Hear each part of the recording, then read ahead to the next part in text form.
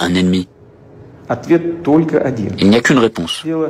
Ça n'a rien à voir avec notre régime politique ni autre chose. Ils ne veulent tout simplement pas qu'il y ait un grand pays indépendant comme la Russie. C'est la réponse à toutes les questions. C'est la source de la politique américaine traditionnelle vis-à-vis de la Russie. D'où l'attitude à l'égard de toutes nos propositions en matière de sécurité. Aujourd'hui, il suffit de jeter un simple coup d'œil sur la carte pour voir comment les pays occidentaux ont tenu leur promesse d'empêcher l'extension de l'OTAN vers l'Est. En fait, ça a été une tromperie.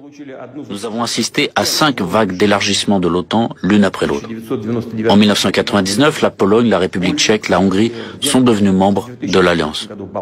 En 2004, la Bulgarie, l'Estonie, la Lettonie, la Lituanie, la Roumanie, la Slovaquie et la Slovénie. En 2009, l'Albanie et la Croatie. En 2017, le Monténégro. En 2020, la Macédoine du Nord. En conséquence, l'Alliance, son infrastructure militaire, sont parvenues jusqu'aux frontières de la Russie. C'est devenu l'une des principales causes de la crise de la sécurité européenne. Cela a eu les conséquences les plus négatives sur l'ensemble du système des relations internationales et a entraîné une perte de confiance mutuelle. La situation continue de se dégrader, notamment sur le plan stratégique.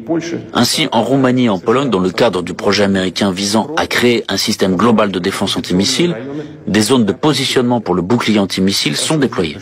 On sait bien que les systèmes de lancement installés ici peuvent être utilisés pour les missiles de croisière Tomahawk, qui sont des systèmes offensifs.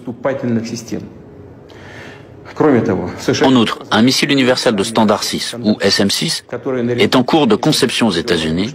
Il peut servir à des missions de défense antiaérienne et antimissiles, et en même temps peut frapper des cibles universelles, que ce soit